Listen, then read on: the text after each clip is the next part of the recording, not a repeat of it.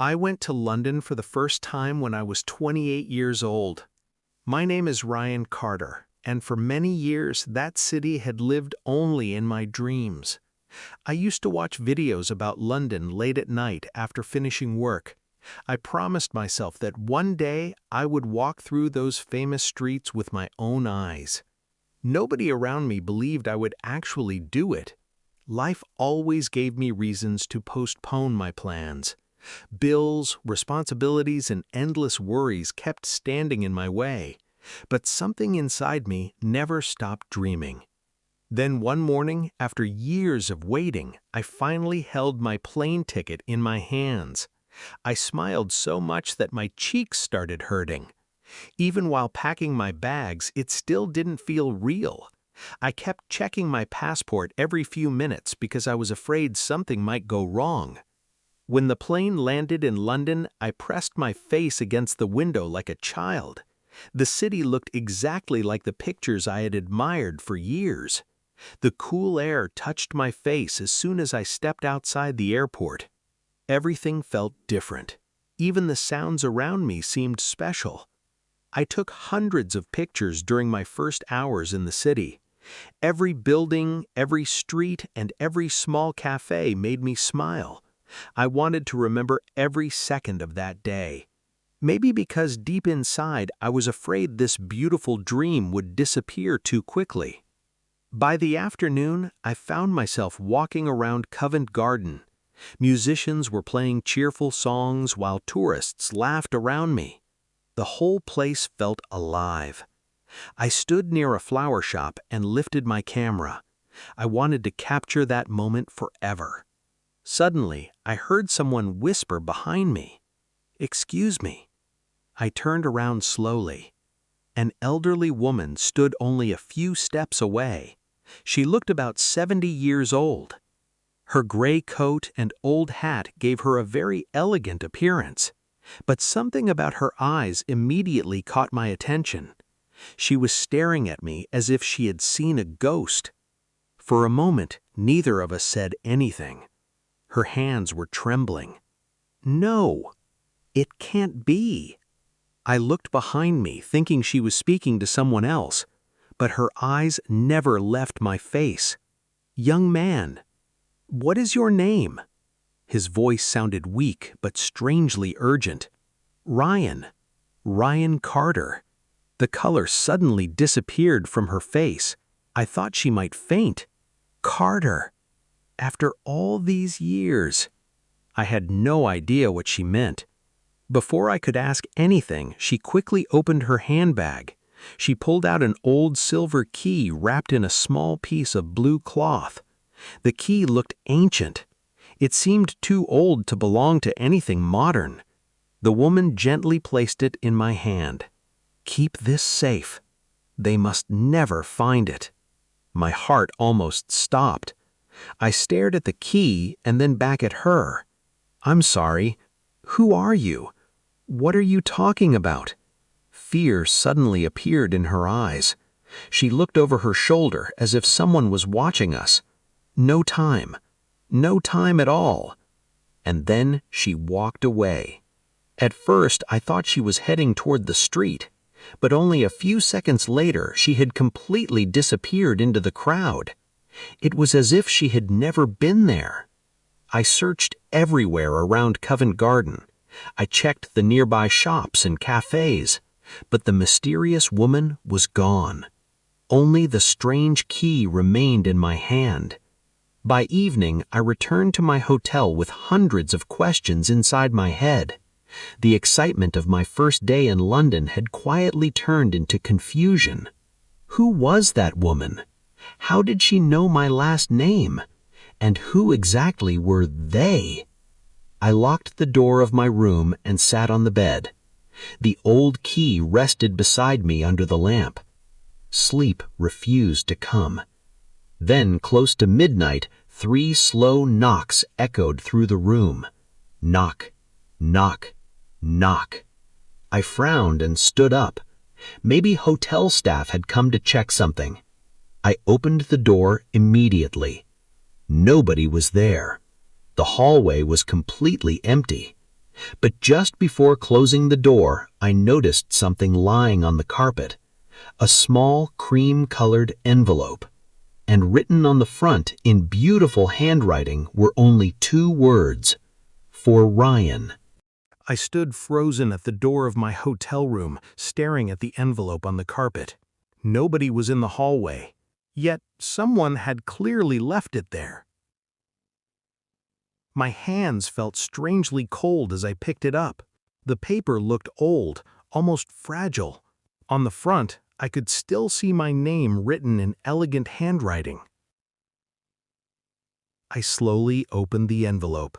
Inside, there was only one photograph. It was black and white. The corners were worn out with age. 3 people stood together in the picture. But the moment I looked at the young man standing in the middle, my heart skipped a beat. He looked exactly like me.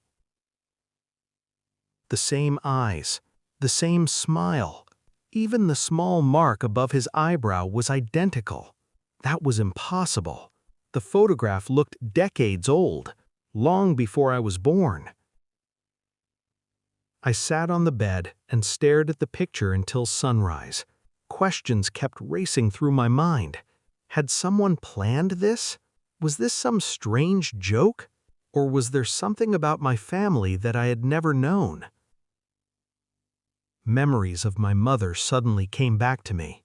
She had passed away 6 years earlier. We had always been close, but she rarely spoke about her younger days. Whenever I asked questions, she would simply smile and change the subject. One memory suddenly returned to me. "Mom, have you ever visited Europe? Maybe someday I'll tell you that story." Those had been her exact words. At that time, I never thought much about them. But now, those words felt very different. I decided I needed answers. So after breakfast, I left the hotel and started exploring the city again. I carried both the photograph and the silver key inside my jacket pocket. Something inside me refused to let this mystery go. Hours later, while walking through a quiet street, I noticed a small bookstore hidden between 2 old buildings. The sign above the door read, "Hayes and Sons Rare Books." I don't know why, but I felt drawn to that place. A small bell rang as I entered. The smell of old books filled the air. It reminded me of rainy afternoons with my mother. "Can I help you?" I looked up and saw a woman in her 60s behind the counter. Her name tag read Eleanor Hayes. I thanked her and started browsing, but something strange happened. Eleanor suddenly stopped moving. Her eyes had fallen on the silver key hanging slightly out of my pocket. The color slowly disappeared from her face. "Where did you get that?" Her voice sounded almost frightened. "An elderly woman gave it to me yesterday. Do you know what it opens?" Eleanor looked away immediately. "No," but her eyes told a completely different story. "Please, you recognized it, didn't you?" She closed her eyes for a moment. Some secrets are buried for a reason. Then she noticed the photograph in my hand. Her breathing suddenly became uneven. "Oh my God, where did you find this?" I explained everything. The old woman, the key, the envelope. Eleanor listened without interrupting me. Tears slowly appeared in her eyes. I never thought I would see that face again. My heart started beating faster. Whose face? Eleanor looked directly at me. "Your mother's." I almost dropped the photograph. "My mother? What are you talking about?" Eleanor wiped her tears. "She came here many years ago, and she left with a broken heart." I wanted to ask more questions, but Eleanor suddenly became quiet. Her eyes moved toward the bookstore window. Someone was standing across the street, a tall man wearing a dark coat. I couldn't see his face clearly, but I knew one thing. He was looking directly at us. Eleanor grabbed my arm tightly. "You must leave. Right now. Don't let him see the photograph." I turned back toward the window, but the man had already disappeared. I returned to my hotel before sunset. My mind was completely exhausted. How did Eleanor know my mother? Who was the man outside the bookstore? And what had happened to my mother in London all those years ago? Just as I was about to sleep, my phone vibrated. An unknown number. I hesitated before pressing play. A man's voice whispered through the speaker, "Ryan, if you want to stay alive, leave London before it's too late." I stared at my phone long after the voice message ended. The room felt strangely quiet, but inside my head, everything was spinning. Who was that man? Why did he know my name? And why did everyone seem afraid whenever they saw the key or the photograph? I barely slept that night. Every time I closed my eyes, I remembered Eleanor's frightened face. I remembered my mother's smile, too. There had always been something mysterious about her past. And now, for the first time, I felt close to discovering the truth. Early in the morning, I returned to Hayes & Sons Rare Books. But the bookstore was closed. The lights were off. The curtains were drawn. Something felt wrong. Then I noticed an envelope tucked under the door. My name was written on it again. My heartbeat quickened. Ryan Carter. Inside was a small note. "Go to St. Matthew's Church. Trust nobody. Eleanor."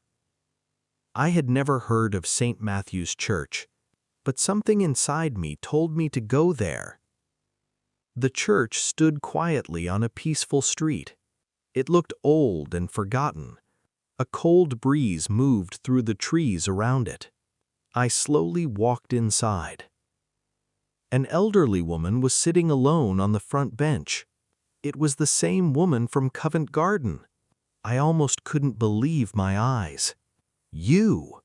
I've been looking for you everywhere." Tears appeared in her eyes. "I know, and I am sorry." Her voice sounded tired. "My name is Margaret Bennett, and I promised your mother I would protect you." My body froze. "You knew my mother?" Margaret smiled softly. "I loved her like my own daughter." Slowly, she reached into her handbag. This time, she pulled out another photograph. It showed my mother when she was young, and standing beside her was the young man from the old photograph. My breathing became heavy.